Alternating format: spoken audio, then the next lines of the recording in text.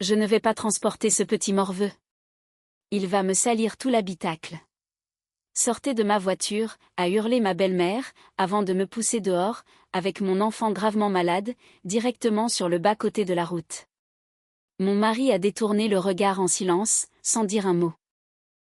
Mais le soir, lorsqu'ils sont rentrés chez eux, ils sont restés figés d'horreur face à ce qu'ils ont découvert. Avant de commencer, je vous invite à liker cette vidéo, et à vous abonner à la chaîne. Merci, et bonne écoute. Marine s'est réveillée à 6h30 du matin, tirée de son sommeil par le bruit d'un robinet qui fuyait dans la cuisine.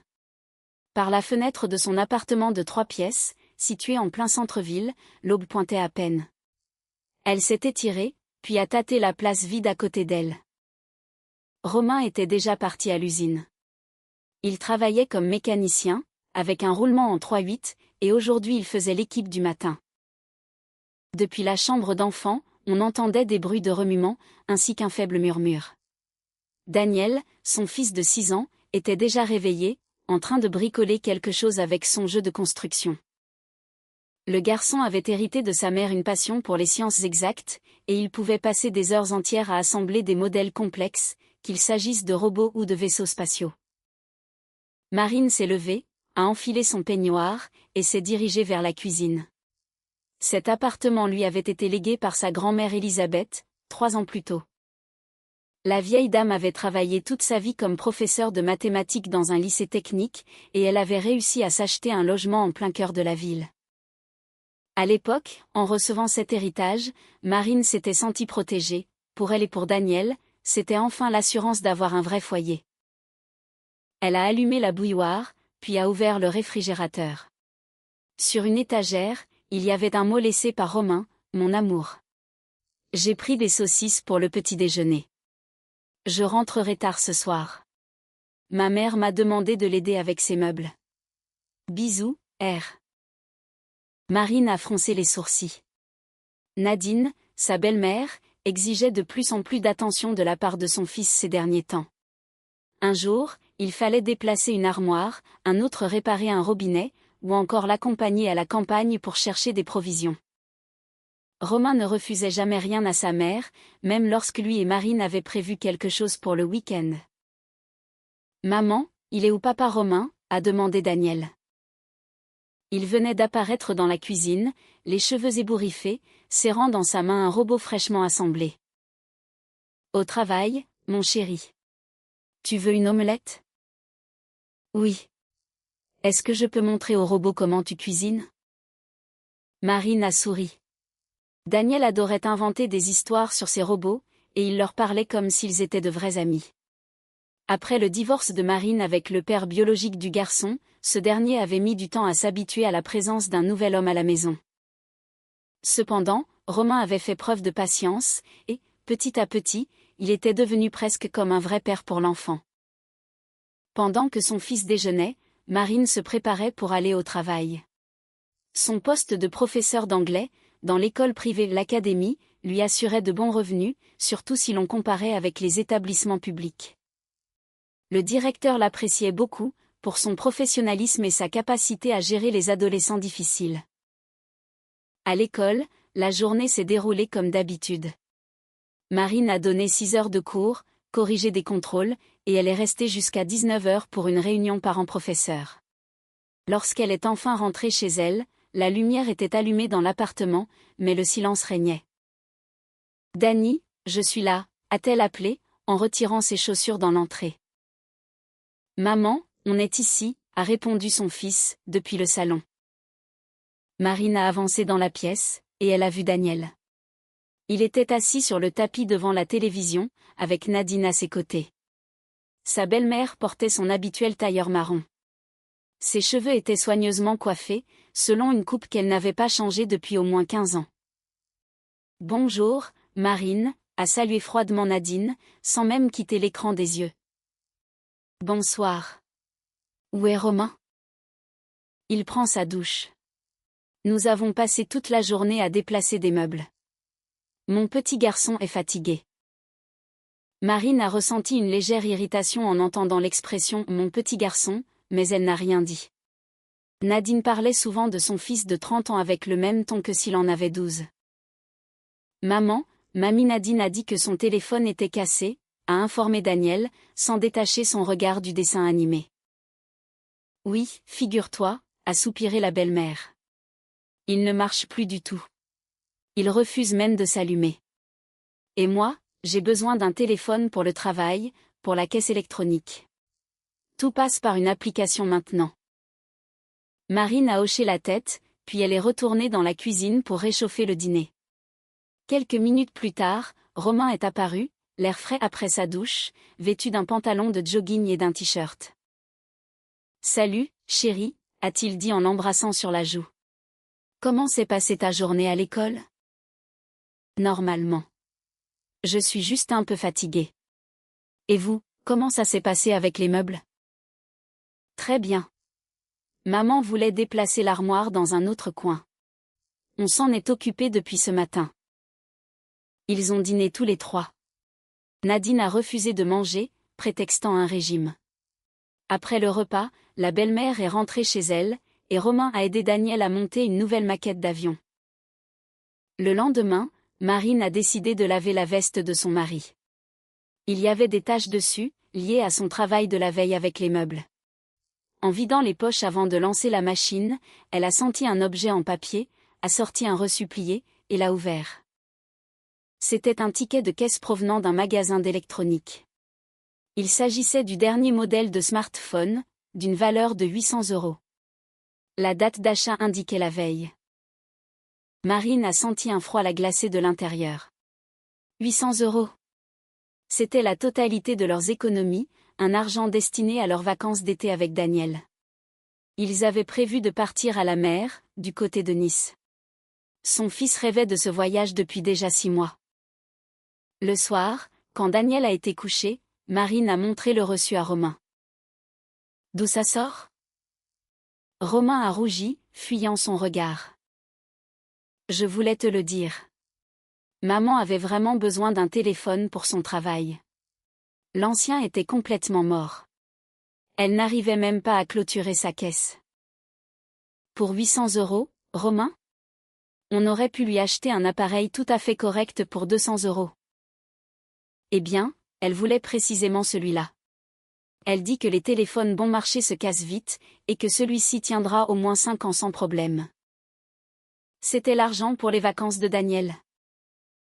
Je sais, chérie, mais maman fait tellement de choses pour nous. Elle garde notre fils quand on rentre tard, elle cuisine pour nous le week-end.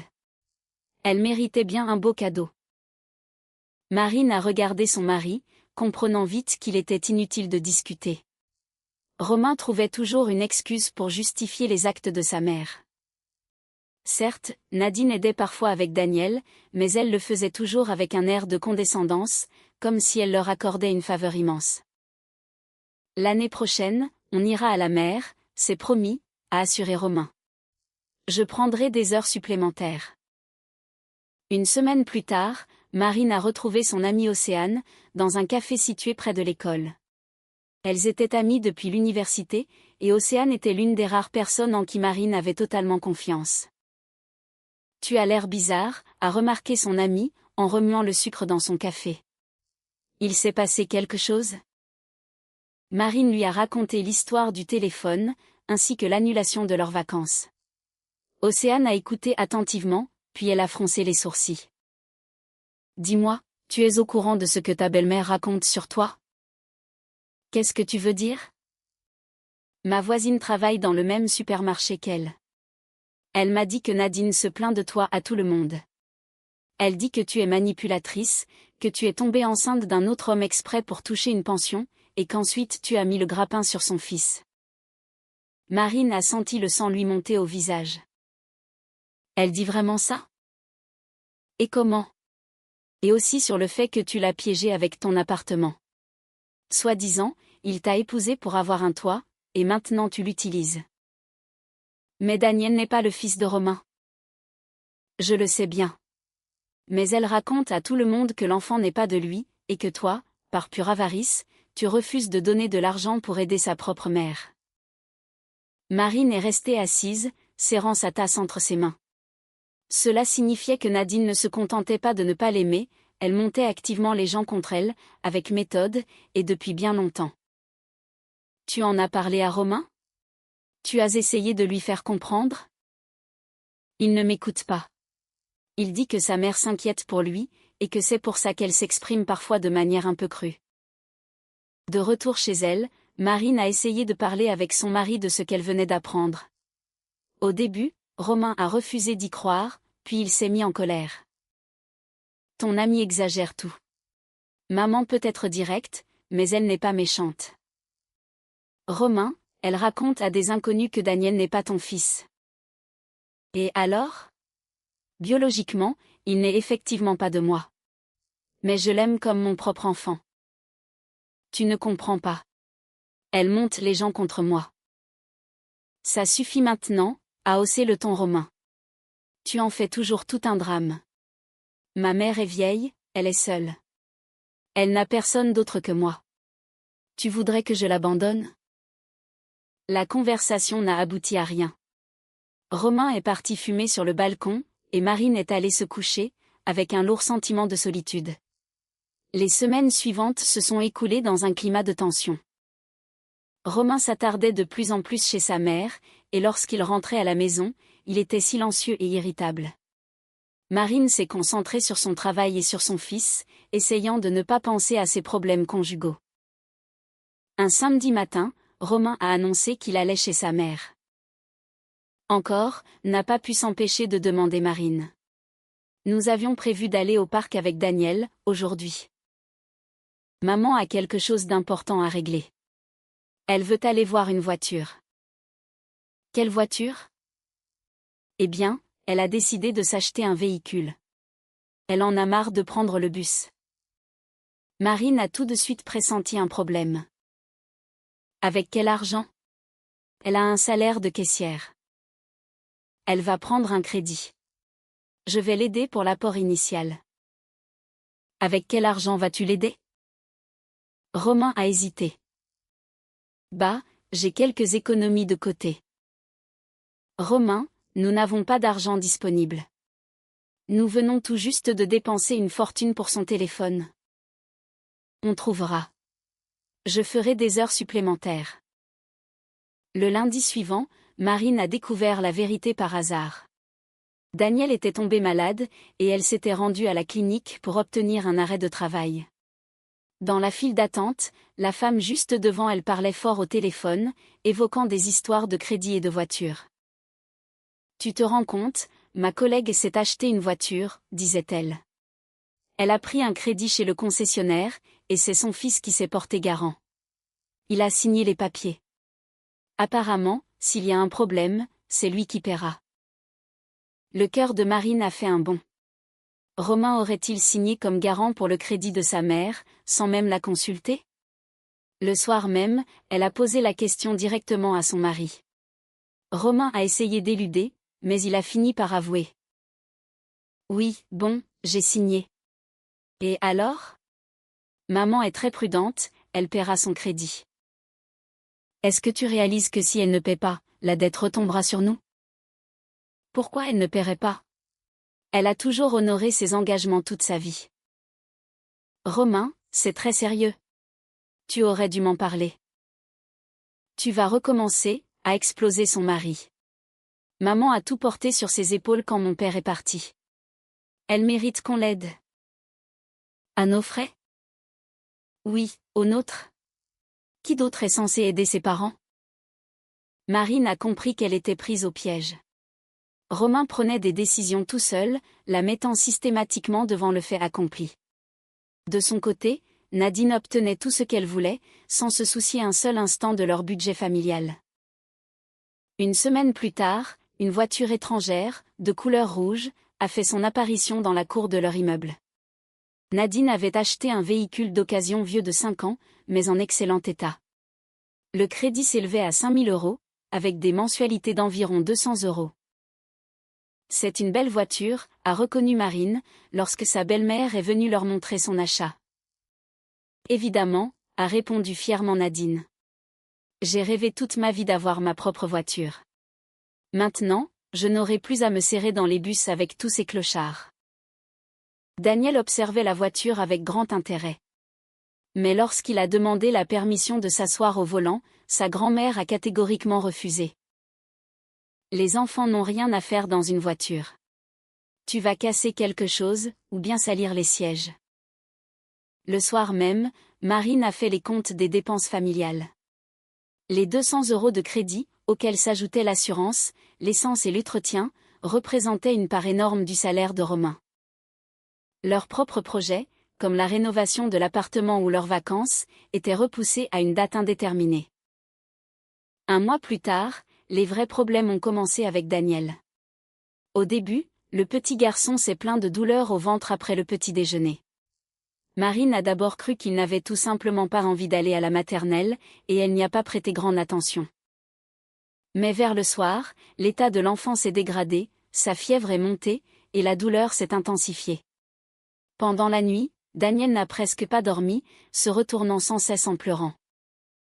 Au matin, Marine a fait venir le médecin de garde.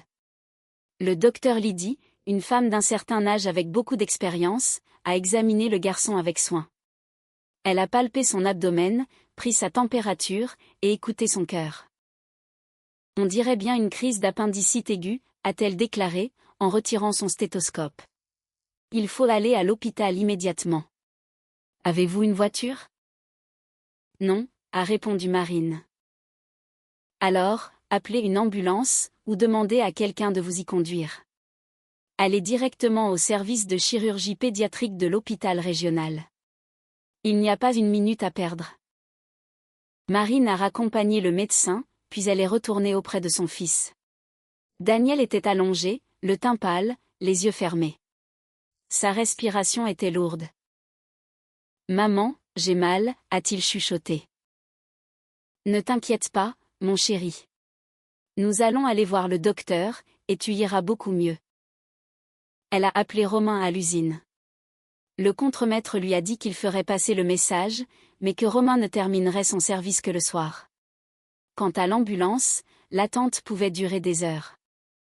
L'hôpital régional se trouvait à environ 30 km de la ville, et prendre les transports en commun avec un enfant malade était bien trop risqué.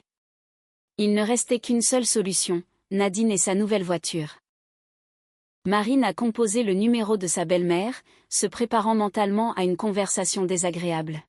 « Allô, Nadine, c'est Marine. Nous avons un problème. » Elle a rapidement expliqué la situation. Au bout du fil, il y a eu un long silence.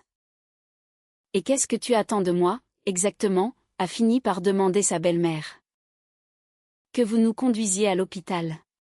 Daniel se sent très mal. »« Pourquoi tu n'as pas appelé une ambulance ? » Le médecin a dit qu'il valait mieux ne pas attendre.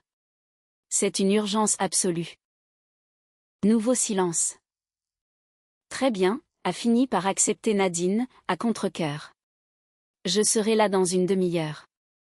Mais je veux que la voiture reste impeccable. Il ne manquerait plus que ce gamin me salisse mon intérieur. » Marine a ressenti une pique de ressentiment, mais elle s'est tue. L'essentiel, pour l'instant, c'était d'arriver entre les mains des chirurgiens. Elle a préparé en hâte un sac avec les documents nécessaires et des vêtements de rechange, puis elle a habillé chaudement Daniel. Le garçon tenait à peine sur ses jambes, s'appuyant lourdement sur le bras de sa mère. Exactement une demi-heure plus tard, la voiture rouge s'est garée devant l'immeuble. Nadine en est sortie et s'est approchée de l'entrée, affichant une mine dégoûtée. « Où est le malade ? » Marine a fait sortir Daniel. Sa belle-mère a examiné son petit-fils d'un œil critique. « Il n'a pas l'air si malade que ça. Il a sûrement mangé trop de glace hier. » Le médecin soupçonne une appendicite. Les médecins d'aujourd'hui. Au moindre éternuement, ils vous envoient à l'hôpital. Elle les a tout de même laissés monter. Marine a installé son fils sur la banquette arrière, et s'est assise à côté de lui. Nadine a démarré, et la voiture a quitté la cour. « Je vous préviens, on ne touche à rien », a-t-elle lancé, en les surveillant dans le rétroviseur central. La voiture est neuve, les sièges sont en cuir. Marine a hoché la tête, serrant Daniel contre elle. L'enfant était brûlant de fièvre, et sa respiration était saccadée. Elle n'avait qu'une hâte, arriver à l'hôpital au plus vite. Mais la voiture roulait très lentement dans les rues de la ville. Nadine s'arrêtait à tous les feux, laissait passer les piétons même quand elle avait la priorité, et ne cessait de jeter des regards agacés vers Daniel, via le rétroviseur. « Ne respire pas sur les vitres », a-t-elle aboyé. « Je viens juste de les laver. » Marine a serré les dents. Chaque minute de retard pouvait coûter la santé de son fils, tandis que sa belle-mère ne s'inquiétait que de la propreté de sa voiture. « Pourriez-vous rouler un peu plus vite » a-t-elle supplié. « Je ne suis pas un chauffard, moi. Cette voiture coûte cher, je conduis prudemment. » Daniel a gémi, se blottissant un peu plus contre sa mère. Son visage avait pris une teinte terreuse, et de profonds cernes noirs creusaient ses yeux. Ils ont quitté la ville, empruntant la route nationale en direction de l'hôpital régional. Marine a regardé les panneaux, il restait encore 12 kilomètres. Nadine ne dépassait pas les 60 km/h, alors que la vitesse autorisée était de 90. Soudain, la voiture a ralenti, puis a tourné à droite, sur un chemin de terre. « Où allons-nous » s'est alarmée Marine. « Chez Tamara. Elle a travaillé comme infirmière, elle s'y connaît en maladie. On va d'abord lui demander son avis. » Nadine, nous devons aller à l'hôpital. Le médecin a dit que c'était très urgent. Le médecin a dit. Ils veulent opérer tout le monde au moindre bobo, de nos jours.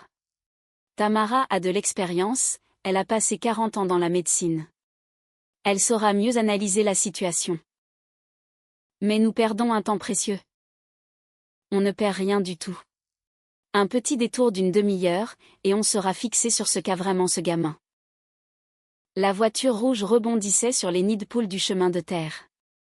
Les secousses donnaient la nausée à Daniel, qui devenait de plus en plus pâle. « Je me sens mal » a murmuré le petit garçon. « Tiens bon, mon chéri, on arrive bientôt. » 10 minutes plus tard, ils se sont arrêtés devant une maison de plain-pied, entourée d'un petit jardin. Nadine est sortie du véhicule, et s'est dirigée vers le portail.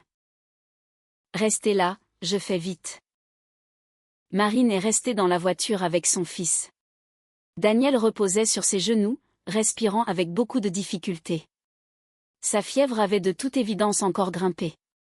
Par la fenêtre, Marine pouvait voir sa belle-mère discuter longuement avec une femme forte, vêtue d'une robe à fleurs. Tamara expliquait quelque chose, faisait de grands gestes, puis montrait la voiture du doigt. Une demi-heure s'est écoulée. Marine était sur le point de sortir pour exiger qu'elle reprenne la route immédiatement, lorsque Nadine est enfin revenue. « Alors, qu'a dit Tamara » a demandé Marine, espérant entendre une once de bon sens. Elle dit que c'est très probablement une simple indigestion. Il faut lui donner un cachet, et rentrer à la maison. « Comment ça, à la maison ? On soupçonne une crise d'appendicite. » Tamara s'y connaît mieux. Elle m'a expliqué qu'en cas d'appendicite, la fièvre monte à 40 degrés Celsius. Il a combien, lui ? 38,5 degrés Celsius. Tu vois bien. Ce n'est pas l'appendicite. Nadine a démarré, a fait demi-tour, et s'est redirigée vers la route principale. Mais au lieu de tourner en direction de l'hôpital, elle a pris la direction de la ville. Où allez-vous ? À la maison. Pourquoi aller à l'hôpital si ce n'est pas l'appendicite ? Arrêtez-vous, a presque hurlé Marine. Faites demi-tour. Nous allons voir de vrais médecins. Ne crie pas dans ma voiture, a répliqué la belle-mère. Et ne me tape pas sur les nerfs. Nadine, s'il arrive quoi que ce soit à Daniel. Il ne lui arrivera rien du tout. Tu vas lui donner une pilule à la maison, une bonne tisane à la camomille, et ça passera. Marine a compris qu'il était vain d'argumenter. Sa belle-mère n'avait manifestement aucune intention de les conduire à l'hôpital. Elle a sorti son téléphone, tentant de joindre Romain, dans l'espoir qu'il parvienne à raisonner sa mère. Malheureusement, le téléphone était injoignable, à l'usine, on brouillait les signaux mobiles dans les ateliers. Sans hésiter, Marine a alors composé le numéro des urgences. Allô, c'est le SAMU? Nous avons besoin d'une ambulance. J'ai un enfant avec une suspicion d'appendicite aiguë. Indiquez-nous votre adresse. Marine a donné l'adresse de leur domicile, vers lequel elle se dirigeait. Nous envoyons une équipe. Le délai d'attente est d'environ 40 minutes. Nadine a entendu la conversation, et son visage s'est assombri. Pourquoi tu as appelé une ambulance? Je t'ai dit qu'on allait le soigner à la maison. Parce que vous refusez d'emmener un enfant malade chez les médecins. Je ne refuse pas, je lui épargne des examens inutiles. Les médecins d'aujourd'hui ne savent que soutirer de l'argent. Elles sont arrivées à l'appartement en 20 minutes. Daniel ne tenait presque plus debout. Marine l'a soulevé sous les bras, l'aidant à franchir l'entrée de l'immeuble. Merci pour la balade, a-t-elle lancé à sa belle-mère, d'un ton glacial. Mouais. La prochaine fois, prends un taxi, au lieu de déranger les gens pour des bêtises. Nadine est repartie, et Marine a emmené son fils dans l'appartement pour l'allonger sur le canapé. Le garçon était extrêmement faible, et il se plaignait d'une douleur insupportable. L'ambulance est arrivée 1 heure plus tard. Le médecin urgentiste, un jeune homme au visage fatigué, a rapidement examiné Daniel. Pourquoi avoir attendu si longtemps, a-t-il demandé d'un ton sévère. L'enfant présente tous les signes d'une péritonite imminente. Il fallait l'emmener tout de suite. Nous avons essayé, a commencé Marine, mais le médecin l'a coupé. Préparez vos affaires. On l'emmène immédiatement en chirurgie. Daniel a été transporté sur un brancard jusqu'à l'ambulance. Sur le trajet de l'hôpital, Marine lui tenait la main, pendant que le médecin lui posait une perfusion d'analgésique. Dès leur arrivée aux urgences, une infirmière de garde les a accueillis, pour les conduire directement dans le bureau du chirurgien. Le docteur Simon, un homme d'une 50aine d'années au regard attentif, a examiné le garçon et a immédiatement ordonné une intervention chirurgicale. C'est une appendicite aiguë. Encore un peu de retard, et c'était le début d'une péritonite. Vous êtes arrivé juste à temps. Daniel a été emmené au bloc opératoire, laissant Marine patienter dans le couloir. L'opération a duré 2 longues heures. Pendant tout ce temps, elle a fait les 100 pas, incapable de trouver le repos. Finalement, le docteur Simon est réapparu. Tout s'est bien passé. Nous avons retiré l'appendice. Il n'y a pas de complications, le garçon va s'en remettre. Marine a failli pleurer de soulagement. Est-ce que je peux le voir? Il est encore sous anesthésie. Il se réveillera dans environ 3 heures. Il restera en soins intensifs pendant 24 heures, par précaution. Ensuite, nous le transférerons dans une chambre normale. Tandis que Daniel dormait en salle de réveil, Marine s'est assise à la cafétéria de l'hôpital, buvant un thé chaud. Ses mains tremblaient encore sous l'effet du stress. À un cheveu près, les conséquences auraient pu être dramatiques. Et tout cela aurait pu se transformer en véritable tragédie, tout ça à cause de l'entêtement de Nadine, qui pensait en savoir plus que les médecins sur la santé d'un enfant. Le soir, Romain est arrivé. Il était pâle, l'air très angoissé. « Comment va Dany ?» a-t-il demandé, en serrant sa femme dans ses bras. L'opération s'est bien passée. Les médecins disent qu'il pourra rentrer à la maison d'ici 1 semaine. Dieu merci. Maman m'a dit que vous étiez allé voir Tamara, et qu'elle avait dit que ce n'était rien de grave. Marine a regardé son mari avec stupéfaction. Romain, ta mère a failli provoquer une catastrophe. Elle a refusé de nous emmener à l'hôpital, et elle a perdu un temps fou pour aller voir son amie. Eh bien, elle voulait juste bien faire. Elle ne voulait pas qu'on fasse souffrir l'enfant pour rien. Bien faire? Le médecin m'a dit qu'à quelques instants près, c'était la péritonite. Romain a gardé le silence un instant, avant de dire d'une voix hésitante. Maman était inquiète. À son âge, les gens prennent parfois de mauvaises décisions. Marine a compris que son mari allait encore, et toujours, justifier le comportement de sa mère. Même maintenant, alors que la vie et la santé de son propre fils avaient été en jeu, il était incapable d'admettre que Nadine s'était comportée de manière totalement irresponsable. Le lendemain, Daniel a repris connaissance. Il était très faible, mais l'équipe médicale s'est montrée rassurante, son rétablissement était en bonne voie. Marine refusait de quitter son chevet. Dans l'après-midi, une infirmière est entrée dans la chambre. « Vous avez de la visite. » Romain et Nadine sont apparus dans l'encadrement de la porte. La belle-mère avait revêtu son plus beau tailleur, et elle tenait un sac rempli de fruits à la main. « Alors, comment va notre malade ?» a-t-elle demandé sur un ton dégagé, comme si de rien n'était. En voyant sa grand-mère, Daniel a immédiatement tourné la tête vers le mur. « Dany, ne fais pas l'enfant, » a murmuré Romain d'une voix douce. « Mamie Nadine t'a apporté des fruits. »« Je ne veux pas de fruits, » a chuchoté le petit garçon. Nadine a posé le sac sur la table de nuit, et s'est assise sur la chaise, tout près du lit. « Voilà ce qui arrive quand on a une mauvaise alimentation, » a-t-elle déclaré, en s'adressant directement à Marine. De nos jours, on bourre les enfants de produits chimiques, et après ils tombent malades. Marine est restée silencieuse, fixant sa belle-mère. Était-il possible que cette femme ne réalise absolument pas la gravité de ce qu'elle avait fait la veille? Tamara m'a dit qu'il fallait suivre un régime très strict après l'opération, a poursuivi Nadine. Je lui ai tout raconté, et elle m'a rédigé une liste d'aliments permis. Merci, mais nous demanderons l'avis des médecins, a répondu Marine d'un ton glacial. Les médecins. Eux, ils ne savent que vous gaver de pilules. La médecine traditionnelle, elle, a fait ses preuves depuis des siècles. Romain restait silencieux, caressant de temps à autre la tête de Daniel. L'enfant ne réagissait pas à ses gestes, toujours allongé et tourné vers le mur. On ne va pas s'attarder, a finalement dit Romain. Dany, remets-toi vite, tu seras bientôt de retour à la maison. Une fois qu'ils furent partis, Daniel s'est tourné vers sa mère. Maman, pourquoi mamie ne voulait pas m'emmener chez le docteur? Marine ne savait pas quoi répondre. Comment expliquer à un enfant de 6 ans que sa grand-mère était une femme profondément égoïste et cruelle?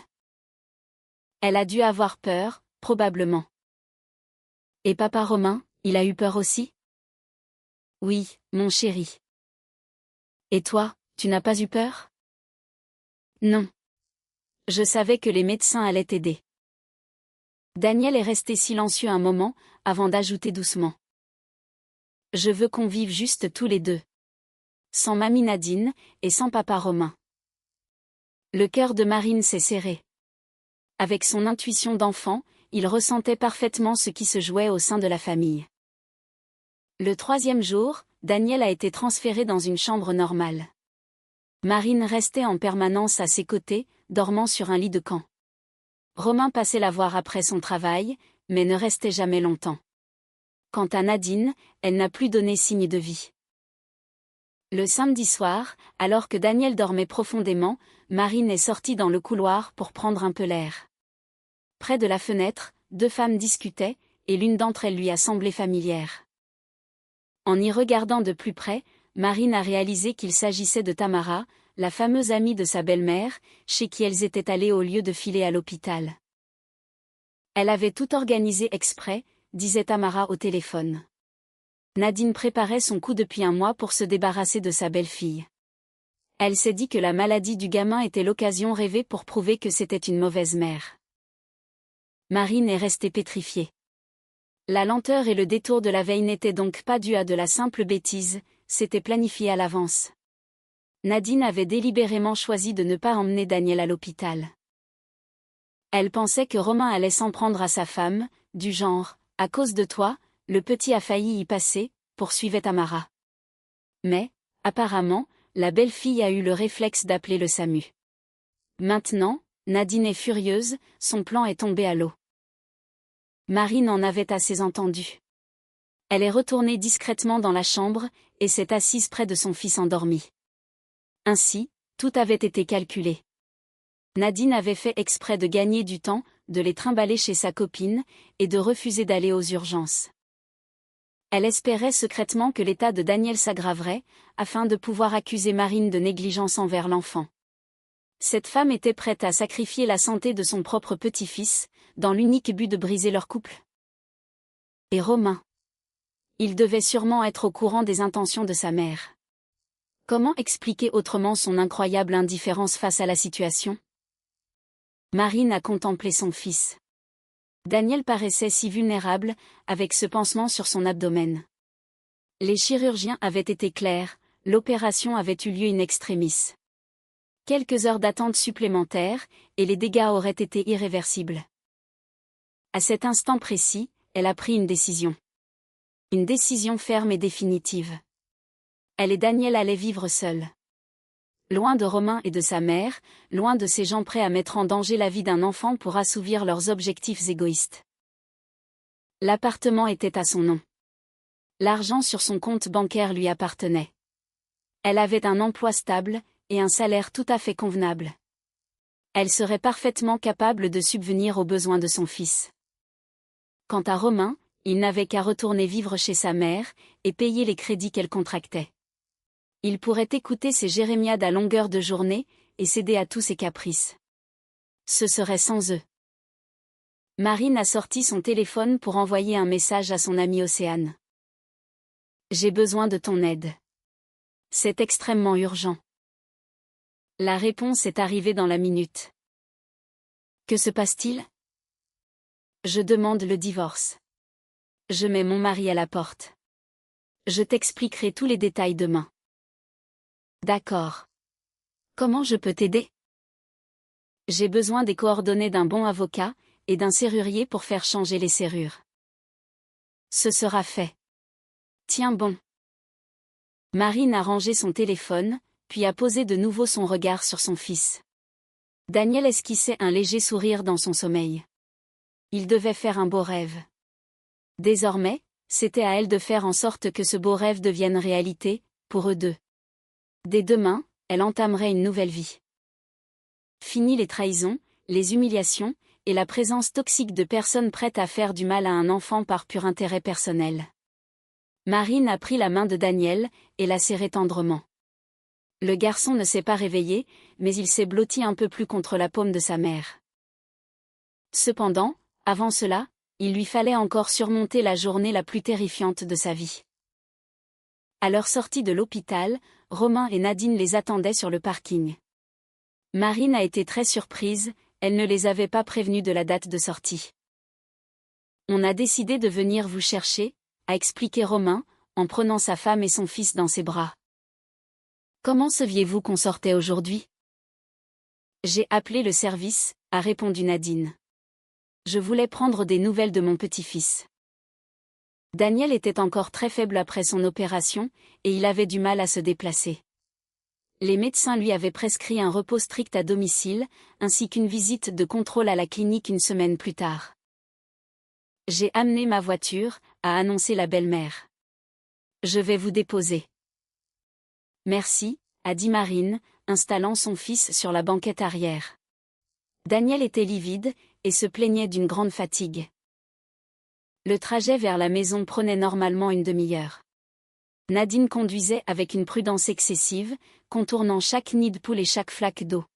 « Comment tu te sens ?» demandait-elle, en fixant son petit-fils dans le rétroviseur central. « Ça va », a répondu faiblement le garçon. Mais soudain, Daniel a été pris de violentes nausées.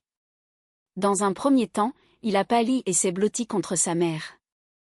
L'instant d'après, il s'est mis à vomir en plein milieu de la voiture, victime d'un mélange de fatigue extrême et des médicaments administrés à l'hôpital.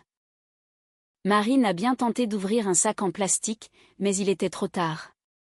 Les vomissements avaient aspergé les sièges et le sol du véhicule. Nadine a freiné brutalement, se garant en catastrophe sur le bas-côté de la route.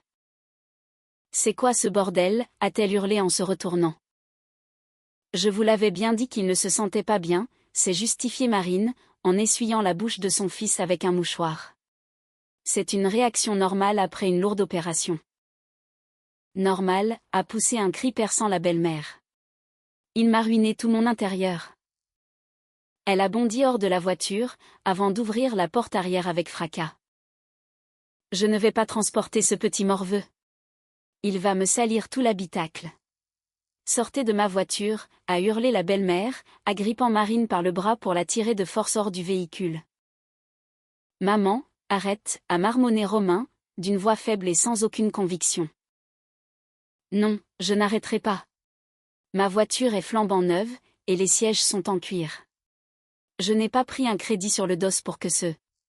Elle a pointé un doigt accusateur vers Daniel. Ce gamin me salisse tout. Nadine a tiré violemment sur la manche de Marine. Cette dernière, devant soutenir son fils encore convalescent, n'avait pas la force de se débattre.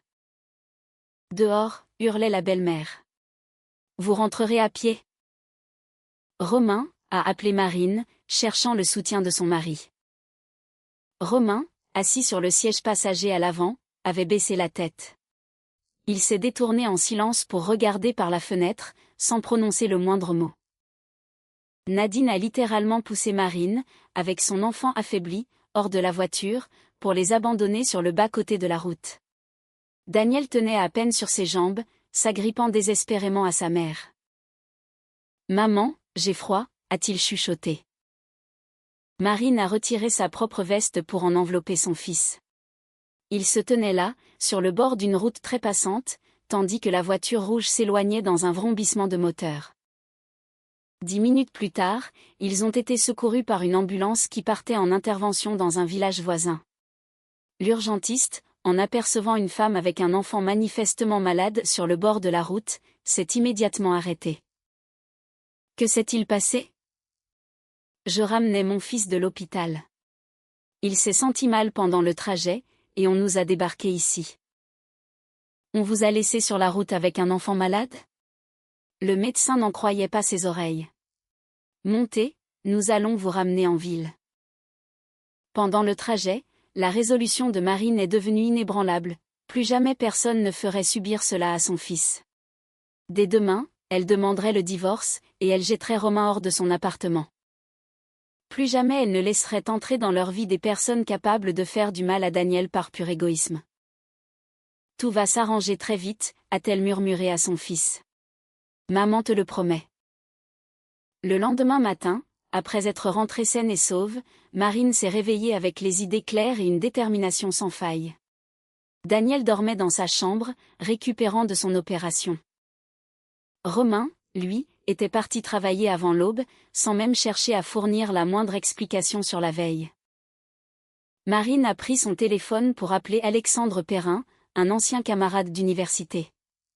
Ils avaient étudié ensemble à la faculté de langue, mais ils s'étaient réorientés en droit à partir de la 3e année.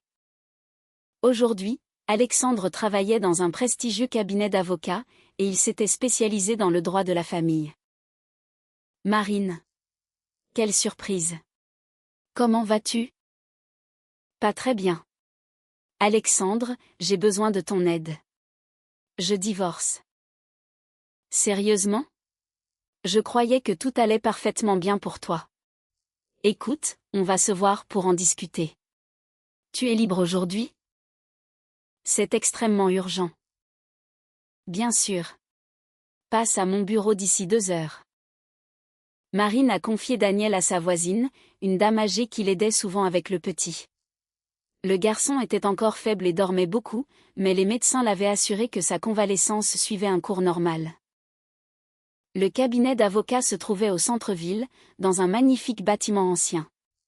Alexandre l'a reçu dans un vaste bureau, avec vue sur la place principale. « Raconte-moi ce qu'il s'est passé », a-t-il dit, l'invitant à s'asseoir dans un fauteuil confortable. Marine lui a détaillé la situation de A à Z, l'achat du téléphone, le crédit de la voiture, et enfin, le terrible incident de la veille sur la route.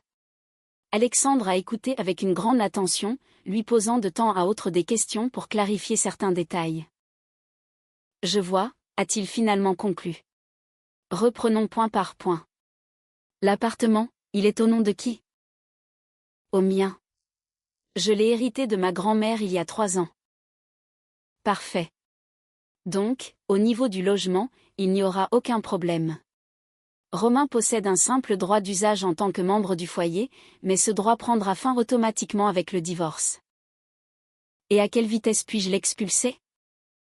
Si l'on dispose de motifs solides, ça peut aller très vite. Et des motifs, nous en avons. Abandonner un enfant convalescent sur le bord d'une route, c'est extrêmement grave. Alexandre a sorti un bloc-notes et a commencé à griffonner. Parlons du crédit auto, maintenant. As-tu signé l'accord de cautionnement? Non. Romain s'est occupé de tout seul. Dans ce cas, la banque n'a aucun droit de te réclamer de l'argent. Mais il va falloir éplucher ces documents. Si Romain t'a désigné comme garante sans ton consentement, cela relève de la falsification de documents. Est-il possible de faire quelque chose à propos de ce crédit? Oui. Si nous prouvons que tu n'as jamais consenti à te porter caution, la banque va réviser les termes du contrat. Et sans caution, il est fort probable que Romain ne soit pas capable d'assumer les mensualités. Marine a senti germer en elle un projet de vengeance. Une vengeance qui ne serait ni cruelle ni sanglante, mais simplement juste et légale. Que dois-je faire? Pour commencer, on rassemble les documents, le certificat médical de l'hôpital concernant l'état de l'enfant, l'acte de propriété de ton appartement, et tous les papiers liés à ce crédit. Ensuite, nous déposerons la demande de divorce et la requête d'expulsion.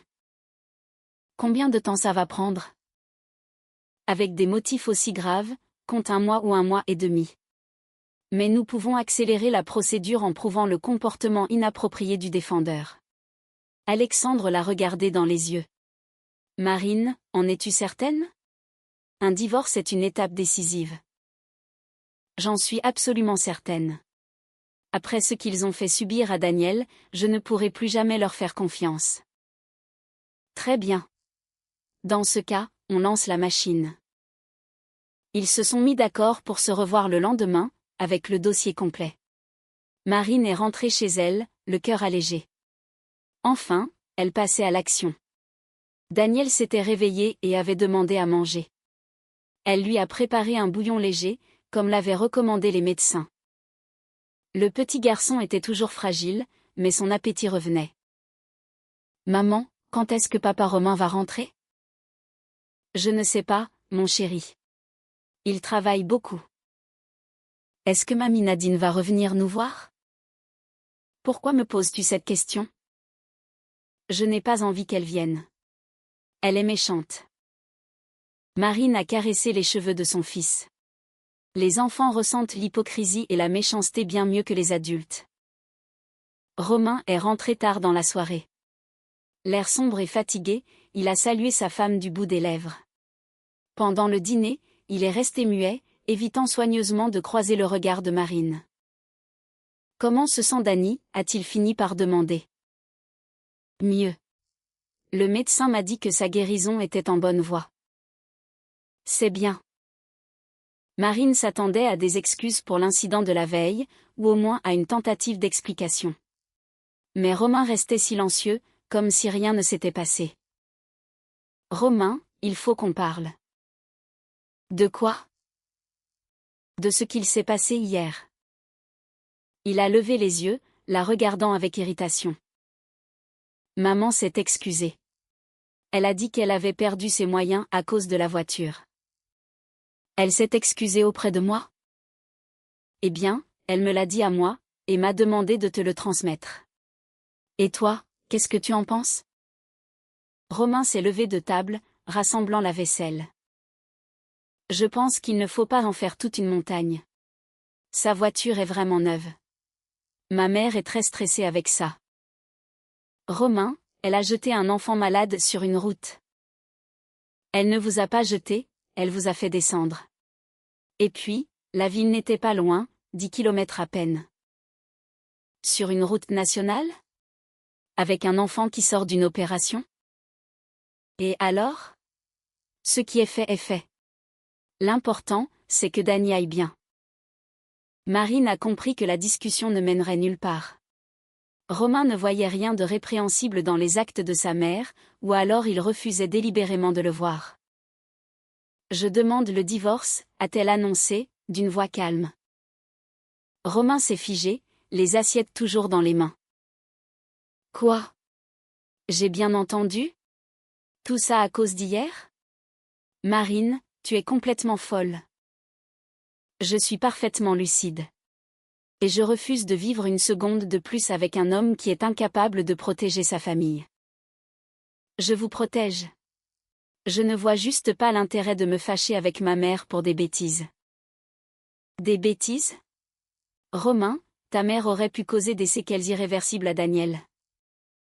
Elle aurait pu, oui, mais elle ne l'a pas fait. Tout s'est bien terminé. Non, ça ne s'est pas bien terminé. Pour moi, ça ne fait que commencer. Romain a posé la vaisselle dans l'évier, et s'est tourné vers sa femme. Marine, ne nous précipitons pas, réfléchis bien. J'ai déjà réfléchi. Et pour l'appartement? Et les crédits? Je me suis porté garant pour la voiture de ma mère. Ce sont tes problèmes. Tu n'as plus aucun lien avec cet appartement. Romain est devenu livide. Attends. Tu es en train de me mettre à la porte? C'est exactement ça. Et où est-ce que je suis censée vivre? Ça ne me regarde pas. Tu n'as qu'à emménager chez ta mère. La dispute s'est prolongée pendant de longues minutes, mais Marine est restée inflexible. Romain a alterné entre les suppliques, les menaces et les promesses d'amélioration, mais elle l'écoutait avec un détachement total, son esprit étant déjà tourné vers les démarches du lendemain. Le lendemain matin, une fois Romain parti au travail, Marine a rejoint Alexandre avec les documents demandés. L'avocat a scrupuleusement examiné les papiers. Parfait, s'est-il réjoui. L'appartement est à ton nom, de manière incontestable. Pas de litige possible. Pour le crédit, c'est limpide, ta signature ne figure nulle part sur le contrat de cautionnement. Cela veut dire que la banque ne peut rien me réclamer? Exactement. Mieux encore, tu peux déposer plainte contre la banque, pour t'avoir incluse dans ce dossier sans ton consentement explicite. Et est-ce que cela va causer des problèmes à Romain? Énormément. La banque va exiger une révision immédiate des conditions de l'emprunt. Sans garant solide, le taux d'intérêt va facilement grimper de moitié. Alexandre a commencé à préparer les dossiers pour le tribunal. Marine a signé la requête en divorce, ainsi que la demande d'expulsion concernant Romain. Maintenant, passons à la partie la plus intéressante, a déclaré l'avocat. As-tu des informations sur les revenus de ta belle-mère, ou sur son train de vie? Pourquoi me demandes-tu cela? Si elle contracte des prêts à la consommation, c'est qu'elle déclare un certain revenu. Or, les caissières de supermarché ne roulent pas sur l'or. Peut-être a-t-elle des sources de revenus non déclarées? Marine a réfléchi. C'était vrai, d'où Nadine tirait-elle l'argent pour rembourser ses crédits? Son salaire de caissière s'élevait à 1200 €, et la mensualité pour sa voiture lui en coûtait 2 cents. Je vais en parler à mon amie, a-t-elle décidé. Sa voisine travaille dans le même supermarché. Le soir venu, Marine a appelé Océane, la priant de mener sa petite enquête sur le travail de Nadine. Son amie a promis de découvrir tout ce qu'il y avait à savoir. Romain, de son côté, est rentré très tard, avec une attitude ouvertement agressive. Tu es sérieuse? Tu comptes vraiment me virer, a-t-il lancé dès le seuil de la porte. Absolument sérieuse. Et Dany, tu vas aussi le priver de son père? Daniel a un père, son père biologique. Quant à toi, tu as prouvé que tu étais prêt à trahir un enfant pour satisfaire ta mère. Je n'ai trahi personne. Tu es resté assis, sans dire un mot, pendant que ta mère jetait un garçon malade sur le bord de la route. Je ne savais pas ce qu'elle allait faire. Tu le savais. Et tu as gardé le silence. Ça s'appelle de la complicité. Romain a fait les 100 pas dans le salon, fumant nerveusement sa cigarette. Il s'est arrêté brusquement, fixant sa femme. Très bien. Si tu lances la procédure de divorce, je ferai moi aussi mes propres démarches. Par exemple, je demanderai une pension alimentaire pour l'éducation de Daniel. Marine a eu un petit rire sarcastique. Il n'est pas ton fils biologique. Tu pourrais réclamer une pension uniquement si tu l'avais adopté officiellement. Eh bien, je vais l'adopter. C'est trop tard. Avec une procédure de divorce en cours, le tribunal n'autorisera aucune adoption sans le consentement de la mère. Romain a compris qu'il avait perdu la partie. Il n'avait aucun droit sur Daniel, aucun droit sur l'appartement, aucun droit sur rien dans cette maison. Il a lâché un juron, puis est parti s'enfermer dans sa chambre. Le jour suivant, Océane l'a rappelé avec des nouvelles pour le moins croustillantes. « Écoute-moi bien, ta belle-mère est une sacrée arnaqueuse, a-t-elle claironné. Ma voisine m'a raconté des trucs hallucinants. De quel genre? Elle vole dans le magasin depuis des années. Elle ramène des produits chez elle, et elle se sert allègrement dans la caisse. Le directeur est au courant, mais il la couvre parce que c'est une amie d'enfance. Tu es sérieuse? Et comment? La voisine dit que toute l'équipe est au courant, mais personne ne moufte, de peur de se faire virer. Et elle prend combien? D'après ma source, environ 200 € en liquide par mois, plus facilement 150 € de courses gratuites. Ça lui fait un beau complément de salaire. Marine a soigneusement noté ces informations. Le mystère des finances de Nadine s'éclaircissait enfin. Océane, est-ce qu'on peut faire vérifier ça d'une manière ou d'une autre? Bien sûr. Le groupe de supermarchés possède un service de sécurité interne. Ils font des descentes surprises, mais il leur faut un tuyau pour intervenir. Est-ce qu'on peut faire ça de façon anonyme? Évidemment, il y a un numéro vert pour ça. Marine a noté le numéro du service de sécurité de l'enseigne. Elle détenait désormais une arme redoutable contre sa belle-mère. Mais d'abord, il fallait en finir avec Romain. L'avocat Alexandre a travaillé avec une rapidité déconcertante. En une semaine, le tribunal a jugé la demande de divorce recevable. 3 jours plus tard, Romain a reçu son avis d'expulsion de l'appartement. « T'es complètement malade ou quoi ?» s'est-il emporté contre sa femme. « Où est-ce que je vais aller ? » « Chez ta mère. »« Elle a un studio, non ? » ?»« Ce n'est pas mon problème. » »« Marine, reprends tes esprits. Nous sommes une famille. » Nous étions une famille. Jusqu'à avant-hier. Désespéré, Romain a tenté de rallier Daniel à sa cause. « Dany, tu n'as pas envie que je parte, n'est-ce pas ?» Le garçon l'a regardé droit dans les yeux, avec un sérieux troublant. « Si, j'ai envie. Tu es méchant. Quand j'ai eu mal, tu n'as rien dit à mamie Nadine. Retourne chez ta maman, ma maman et moi, on va vivre tous les deux. » Romain a pris conscience que même l'enfant se dressait contre lui. Il a rassemblé ses affaires, et il est parti vivre chez sa mère. Marine a ressenti un soulagement immense, la paix était enfin revenue dans la maison. Daniel se remettait vite, construisant de nouveaux modèles avec son jeu et riant de bon cœur. Mais le meilleur restait à venir. 2 semaines plus tard, Marine a composé le numéro du service de sécurité de la chaîne de supermarchés. Bonjour. Je souhaite signaler des anomalies graves dans l'un de vos magasins. Je vous écoute. Il s'agit du magasin numéro 47. Une caissière, Madame Nadine Martin, vole systématiquement de la marchandise et de l'argent dans la caisse. Le directeur, Monsieur Carpentier, couvre ces agissements. Sur quoi se fondent vos soupçons? Je travaille dans le bâtiment d'à côté, et je fais souvent mes courses chez eux. Je l'ai vu plusieurs fois glisser des articles dans son sac sans les scanners. Pour l'argent, ce sont ses propres collègues qui en parlent. Nous vous remercions pour cette information.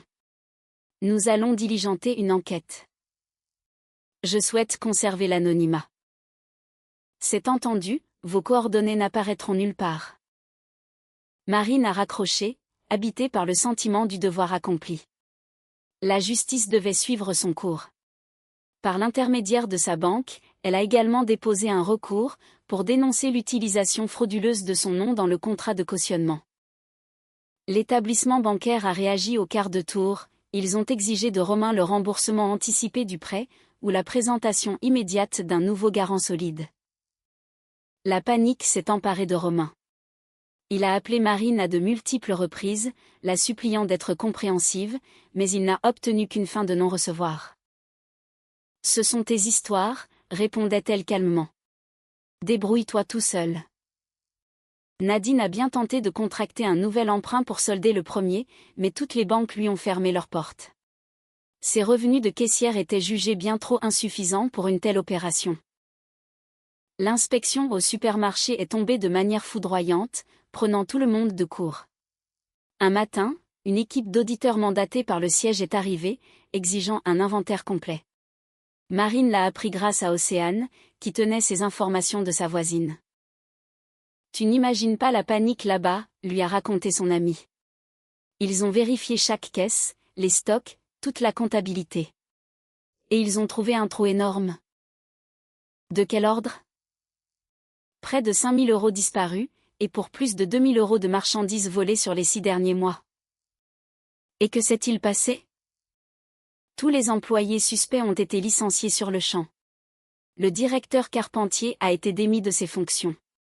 Quant à ta belle-mère, ils l'ont jetée dehors, et on murmure que la direction va porter plainte au commissariat. Marine a savouré l'instant. Nadine venait de récolter la tempête qu'elle avait semée. Mais l'événement le plus marquant a eu lieu un mois plus tard. Un soir, on a sonné à la porte.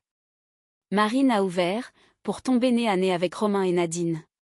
Il semblait misérable, et complètement perdu. « On peut entrer ?» a demandé Romain. « Non. Marine, il faut absolument qu'on discute. Sur aucun sujet précis, mais... Maman a été virée de son travail. Ils prétendent qu'elle a volé de l'argent. C'est faux, elle a toujours travaillé honnêtement. » Marine a posé son regard sur Nadine. La belle-mère restait figée, la tête basse. Toute son agressivité passée semblait s'être volatilisée. « Eh bien, qu'elle prouve son innocence devant un tribunal, » a répondu Marine. Nadine a pris la parole, d'une petite voix. « Est-ce que je pourrais présenter mes excuses à Daniel ? C'est trop tard. Je ne voulais pas faire de mal, je le jure. J'ai simplement paniqué pour ma voiture. » Et ils vous l'ont saisie, votre voiture ? Romain a hoché la tête. La banque exige le remboursement total du crédit. Nous n'avons pas une telle somme. C'est bien dommage. Marine, tu ne pourrais pas nous aider ? En tant que garante ? Je ne suis garante de rien du tout. Votre banque vous l'a bien confirmé, non ? Mais nous formions une famille. Nous la formions, oui. Mais le jour où vous avez abandonné mon fils sur une route, cette famille a cessé d'exister. Et le soir, lorsqu'ils sont rentrés chez eux, ils sont restés figés d'horreur face à ce qu'ils ont vu. Marine en a eu les détails dès le lendemain, grâce au commérage d'une voisine. Tu te rends compte, lui racontait la vieille dame, quand ils sont arrivés devant leur porte, tous leurs sacs poubelles remplis d'affaires étaient dans l'escalier. Apparemment, ils ont été expulsés de leur appartement et on a changé les serrures. Comment ça se fait ? Des huissiers de justice étaient passés avec une ordonnance du tribunal. Ton Romain n'a même pas cherché à s'y opposer. Il a lu les documents, et il a bien compris qu'il n'y avait rien à faire. Où sont-ils allés ? Ils sont partis dans un foyer, pour louer une petite chambre. Elle est sans emploi, et Romain est le seul à gagner sa vie à l'usine. Ils n'ont pas les moyens de se payer un véritable appartement. Marine était envahie par un sentiment de sérénité. La justice l'avait emporté. Daniel avait rapidement oublié l'existence de Romain et de Nadine. Il était bien trop accaparé par son nouveau jeu de construction, que sa mère venait de lui offrir. Le petit garçon assemblait des robots, et leur inventait des noms grandiloquents. De son côté, Marine ne chômait pas. Elle croulait sous le travail, et ses revenus étaient constants. Libérée du poids des engagements financiers de Romain, son quotidien s'était grandement allégé. 3 mois plus tard, elle s'est vue proposer un poste dans une école internationale de grand prestige. Le salaire y était doublé, assorti d'une excellente mutuelle et d'opportunités de formation à l'étranger. « Maman, on est riche maintenant ?» a demandé Daniel, lorsqu'elle lui a fait part de la nouvelle. Non, mon cœur, mais nous ne manquons de rien. Et papa Romain et mamie Nadine, ils sont riches aussi? Non. Ils traversent des moments très difficiles. Mais c'est de leur faute. Oui, mon chéri. Chacun doit assumer les conséquences de ses actes. Daniel a acquiescé de la tête, avant de retourner à ses pièces de jeu. Il était en train de concevoir une maquette extrêmement complexe de vaisseau spatial. Marine le regardait, se réjouissant d'avoir trouvé la force de changer le cours de leur existence. Désormais, Daniel s'épanouirait dans un environnement empreint d'honnêteté et de justice, loin des personnes malveillantes capables de lui nuire.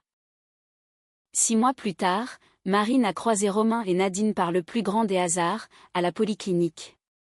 Elle accompagnait Daniel pour une visite de contrôle chez le chirurgien, afin de s'assurer de la parfaite cicatrisation de son opération. Romain avait terriblement vieilli au cours de ces derniers mois. Ses cheveux avaient blanchi, et ses traits s'étaient affaissés. Il patientait dans le couloir, assis à côté de sa mère, attendant leur tour pour consulter un médecin généraliste. Nadine faisait encore plus peine à voir. Appuyée sur une canne, elle respirait avec difficulté. Il était évident que le stress du licenciement et les innombrables procédures judiciaires avaient ruiné sa santé. C'est Daniel qui les a repérés le premier. « Maman » a-t-il chuchoté en se cachant derrière elle, « c'est eux ?» « Oui, mon ange. N'aie pas peur, on va juste passer notre chemin. » Mais Romain les avait déjà aperçus. Il s'est levé, avançant vers eux d'un pas hésitant. « Marine. Dany. » Marine s'est arrêtée. « Bonjour, Romain. Comment vas-tu? Comment va la santé du petit? » « Tout va pour le mieux. Et vous? » Romain a baissé les yeux vers le sol. « Maman est malade. Sa tension fait des bonds, et son cœur lui joue des tours. Je compatis. Marine. Est-ce que ce serait possible? De voir Daniel de temps en temps? » Marine a baissé les yeux vers son fils. Le garçon lui serrait fermement la main, secouant négativement la tête. « Je n'ai pas envie, » a déclaré faiblement Daniel. « Tu as entendu, » a rétorqué Marine. « Mais je me suis comporté presque comme un vrai père pour lui. » Un vrai père ne trahit jamais son enfant. Romain s'apprêtait à ajouter quelque chose, mais Nadine lui a tiré la manche. « Viens, Romain. C'est à nous. » Ils se sont engouffrés dans le cabinet médical, tandis que Marine et Daniel poursuivaient leur route vers la salle d'attente du chirurgien. « Maman, est-ce que tu as de la peine pour eux? » a demandé le petit garçon, en marchant dans le couloir. « Non, mon chéri. Je ne me réjouis pas de leur malheur, mais je n'éprouve pas de pitié non plus. Ils ont choisi leur chemin, et nous avons choisi le nôtre. Oui. Et je crois qu'on a fait le bon choix. » Daniel a opiné du chef, un large sourire barrant son visage. « J'aime notre vie, maman. » Moi aussi, mon rayon de soleil. Le chirurgien a examiné le garçon, et s'est montré très satisfait du résultat. La cicatrice était parfaite, sans l'ombre d'une complication. « C'est un garçon solide et en pleine forme, » a déclaré le médecin. « Oubliez cette opération. Vivez votre vie normalement. » En sortant de la polyclinique, Marine s'est sentie légère, l'esprit totalement apaisé. Le chapitre le plus sombre de leur existence était définitivement clos. L'avenir s'annonçait radieux.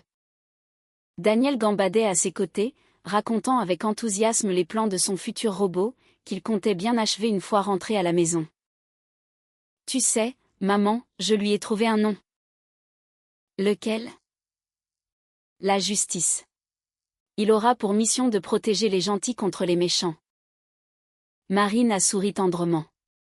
Son fils grandissait en intégrant les bonnes valeurs du bien et du mal, et c'était bien là le principal. Ils sont montés dans le bus pour rentrer chez eux, dans ce cocon chaleureux où plus personne ne leur ferait jamais de mal, et où ils pourraient vivre en paix, travailler, grandir et savourer chaque instant de la journée. Pendant ce temps, quelque part dans un foyer de la banlieue, Romain et Nadine payaient le prix fort de leurs propres agissements. Chacun récoltait ce qu'il avait semé. La justice, en effet, avait triomphé.